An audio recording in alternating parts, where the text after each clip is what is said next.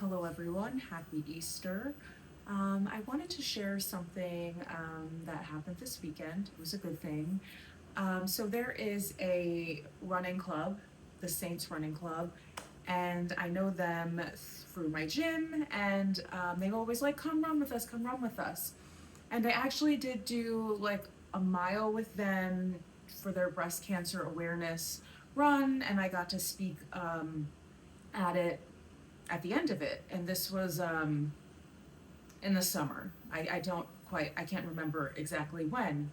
And in that time, it was kind of my first time running after treatment, and like my right boob, like it just didn't feel good, right? I don't know if it was probably still healing, and just everything is just different. Like the mastectomy, they take everything away, so there's literally nothing, and then it's rebuilt with your skin and the help with an implant and all of those fun things. And my surgeon did an amazing job, but when I ran, it just didn't feel good. I felt like I could feel everything, and I could feel like the implant rubbing on my chest wall, like the muscle that's behind the breast.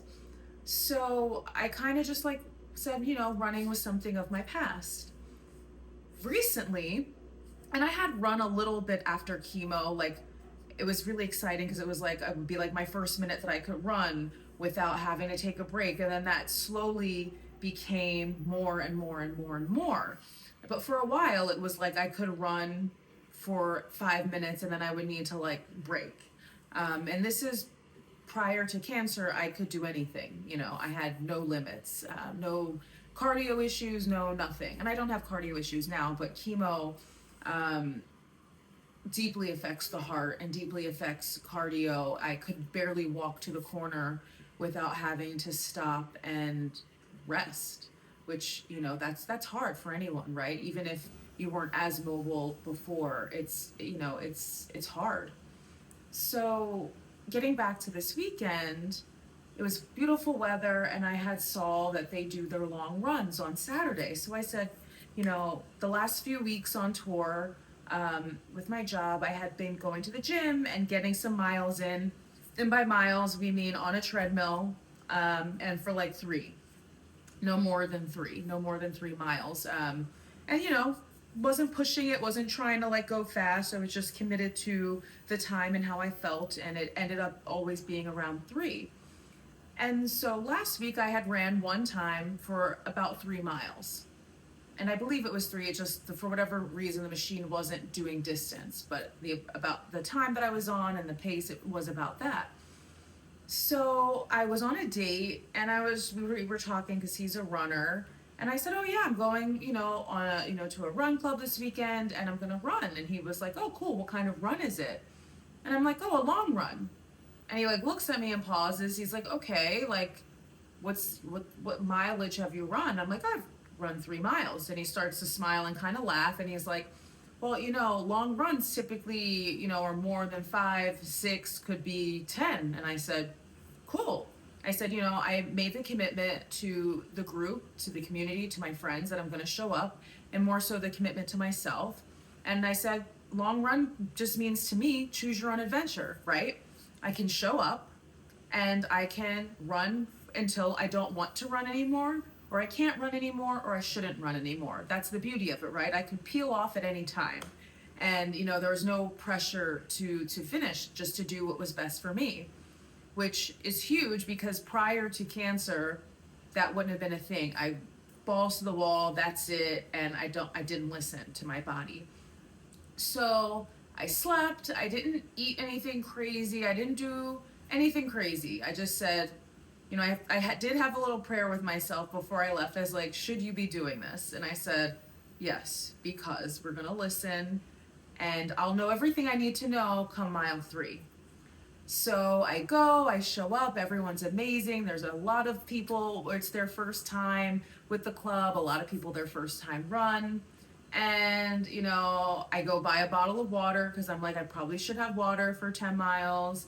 And from there, I just started running. I chose the pace group. I chose the last pace group, which I believe was 12 to 11 minutes. And the middle group was 10 to 11 and the other one was much faster than that, the old me would have went in the middle group to push. The new conscious me said, girl, 10 miles is a lot. And the last time I ran 10 miles was in 2016 at the New York Roadrunners Bronx 10. So literally that was the last time I ran the distance. Outside of then, it was either no running or 3 miles max. Even maybe in the pandemic, I might have run 5 or 6 because I was bored. So I'm going, and I like the pace group. I even find myself at times trying to push the pace group, where I had to check myself and say, okay, pull back, pull back. It's great that you have the energy and great that you want to go, but chill, right? Because this isn't 3 miles where you can just blow your wad and you'll be okay. This is a long distance. Like, we're going from Astoria into Manhattan, over a bridge and back. So, it's a commitment, right? And I don't want to get hurt. I don't want other people to have to, change what they're doing to, help me. So we're going, and all of a sudden, I hear we're at mile 4. And I'm like, I'm feeling great. I'm proud of myself. My body feels great. My form is on. I don't have any pain anywhere. So automatically, I'm like, okay, great. Like, all of my training and my cross training has paid off, Like, my body, she's amazing. She's bounced back. And I'm talking and, going through the motions. We get halfway, which is just about to cross over the 59th Street Bridge. And I'm still feeling great. And again, we have like little breaks here and there, like, we run and then there was like a bathroom break, but still nothing crazy, just enough where you're like, okay. So we get across the bridge and we run over and around, and I notice, like, out the corner of my eye, it's like the Josie Robertson surgery center where I had both of my surgeries. And it was very emotional for me because all I could remember was me sitting there and just hoping and praying and thinking, like, to myself, will I ever get to be who I was again? Will I ever get to run, to just be me? And I have been me the last 2 years, but it's been a struggle, honestly, at times, where I don't speak openly a lot about it, but there are definitely times where I'm like, I don't know who I am or what I want anymore. And there were definitely times where I'm working out and I'm like, I could go harder than this. But part of me is like, I don't want to go too hard because I don't want to give myself a heart attack, because I don't really know if chemo really fucked me up or not. I've been playing it, more on the safe side. And also I don't want to cause too much stress in my body, for obvious reasons. I want to create a hospitable environment for peace and healing and all of those things. So I'm having all of these emotions come, and I just can't stop staring at the building because it's just incredible, to know and see everything that I've been through, gone through, endured. And it's not singular to me. Many women are going through it. I have two friends that are going through it right now. They're in the thick of it. They're not quite done their chemo. One will be done their chemo soon, one shortly thereafter that, but they're in the thick of it, right? And there's so many emotions, there's so fucking much. It's heavy, there's so much going on. And all I could really think was I could see myself sitting in, surgery, waiting to go, looking out the window, seeing other people living their lives, wondering, would I get to live? Would I get to live my life? What will my life look like after? And then here I am, 2 years later, on a whim, running 10 miles with a group of amazing, inspirational people, with the commitment just to myself. No one was pressuring me to do anything. And it just felt good. I was so grateful, and I'm so grateful to my body that, she's carried me through so much. And, I think back to the times where I would negotiate with her and be hard and rough on her, and the things that, like, I chose. And I'm just so thankful. So in that moment of just standing there, I just said a prayer of thanks, and I'm so thankful. And I kind of ran back a little bit in silence for a while. And then the last 2 miles, my legs started to get heavy, but not in a bad way. And I've been running for 10 miles and I haven't really trained for it, so my legs aren't really used to it. And the last, I would say, 4 blocks, I sprinted. I sprinted to the end. Part because I wanted it to get through it, because I could feel the pace start to pull, and I was like, I gotta go, I gotta go. I looked at the pacers. They're like, go, Kia, go, and I was like, I gotta go.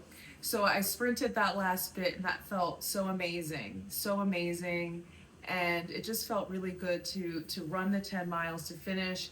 And then the next day, like I feel good. Like I was a little sore in my calves, a little soreness here, but everything else like was great. Like no knee pain, no nothing. And like I ran on concrete.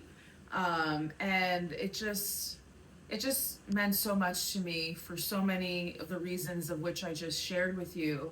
And I just come on here to say, like, whatever you are going through, trust me, there is light on the other side. And I've been there and I have not been able to see the light on the other side. And have had moments, and I'm sitting in a space that I could not see myself sitting in 2 years ago, to be honest with you. I did not know how my life would progress after breast cancer and after treatment. I just didn't know.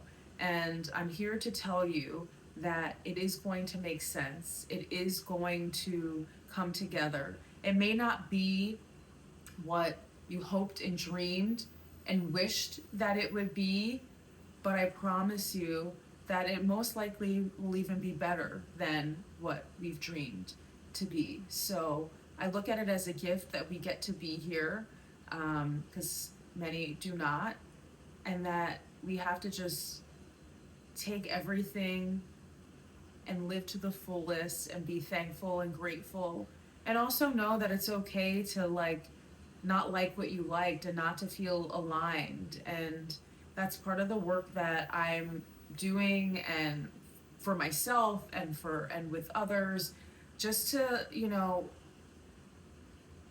make it normal that it's okay to not want to do any of the things that were your normal before, and that everything is normal. My body's different, there's just changes that happen. We get older anyway, and then you compile treatment, you compile hormone therapy, and all of the things, and it gets challenging and hard at times. And I want you to know that I am here for you. I am here to be a lighthouse. I am here to show you and promise you that you can and you will get to the other side, and that your life is beautiful, and that it will continue to be beautiful. And all you have to do is trust and release and do the work, because there is some work that comes with it, and we're thankful to do the work. And everything is going to be okay. Everything is going to be beautiful, and you will have your moment of your 10 miles, and whatever that means and whatever that is for you. So keep shining, keep pushing, keep believing. And if you can't, because your season that you're in right now has where that's just too big of an ask, I got you. I will keep it going for us. And I look forward to chatting with you soon. I'm going to make a lot of content today, and I just can't wait to dive in and officially full-time be a breast cancer awareness coach. That's my goal, that's my dream. It's going to happen, it's my mission, and I look forward to sharing the journey with you.